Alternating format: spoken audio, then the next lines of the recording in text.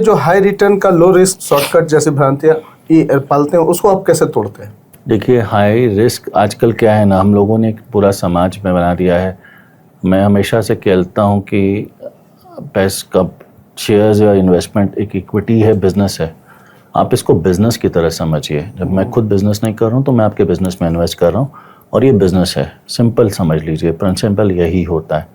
India में unfortunately लोग आजकल इक्विटी मार्केट्स को एक तरीके से आप कहिए कि गेमिंग ऐप की तरह यूज़ करते हैं कि आप पैसा बना रहे निकल लिए। लेकिन अगर सब ये सोचने लग जाए तो कंपनियां कहाँ बनेंगी?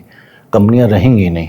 आज की तारीख में आज भी इंडिया जैसे भारत जैसे इतने बड़े देश में लिस्टेड कंपनियां और इन्वेस्टेड कंपनियां बहुत कम है, यूनिवर्स बहुत छोटा है।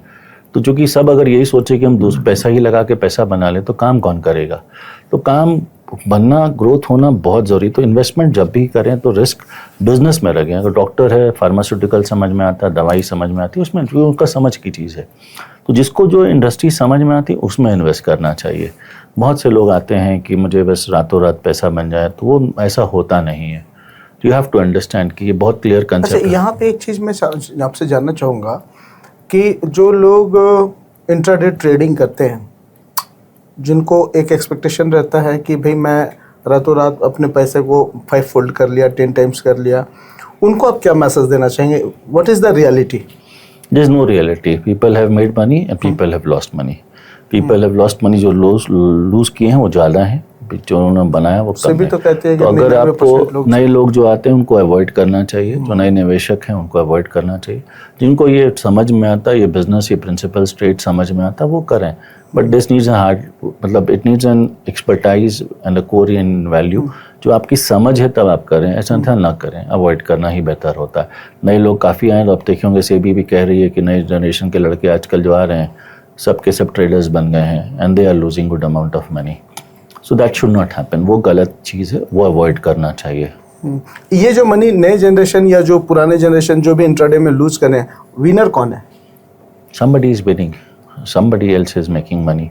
Equity is a zero sum product. अगर आप पैसे खरीद रहे हैं तो कोई बेच रहा है और कहीं ना कहीं वो जीरो सम पे होता है। कहीं ना कहीं ये मान के चलिए, अगर आपको फ़ायदा तो किसी को नुकसान, किसी को नुकसान तो आपको फ़ायदा, तो जीरो सम चलता रहता है। Parallelly there is a zero sum products.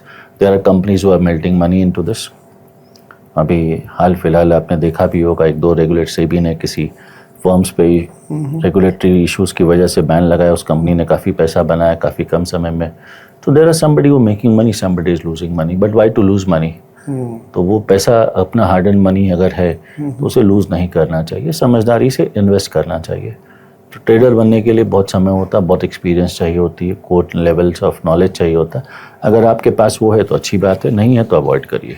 मैं अपने कुछ दोस्तों से चर्चा कर रहा था कल कि मैं आपके बारे में बताया, उनका एक पॉडकास्ट करने जा रहा हूँ, तो उन्होंने पूछा एक सवाल पूछने के लिए कि एक तबका है जिसको लगता है कि इंडियन इकोनॉमी का जो अगर एक बेंचमार्क मारे या एक यार्डस्टिक मान ले कि स्टॉक मार्केट एक ग्रोथ का पैमाना है, तो क्या 80,000 से प्लस सेंसेक्स जो है वो बबल है या स्ट्रॉन्ग इकोनॉमी है?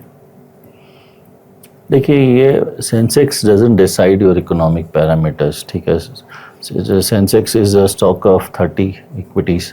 उसमें आप पूरे देश की इकोनॉमी को नहीं समेट सकते।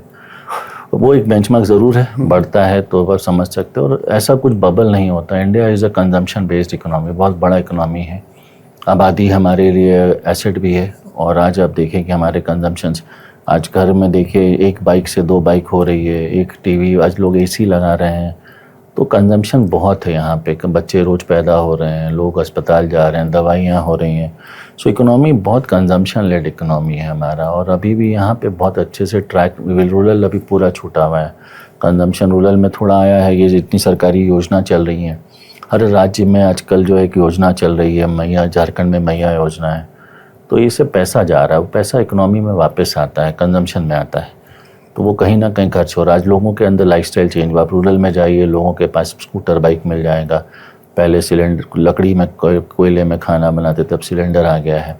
तो लाइफस्टाइल चेंज हो रहा है, तो वो कहीं ना कंजम्पशन को बढ़ा रहा है। और ये कंजम्पशन बहुत बड़ा है। तो आने वाले समय में इंडिया में कंजम्पशन की कमी नहीं है। बस यही है, इसको साइकिल पे लाना, सही तरीके से प्रोसेस करना, and that's a huge economy still. तो ऐसा कुछ बबल या बड़ा बेंचमार्क या सेंसेक्स इज द ओनली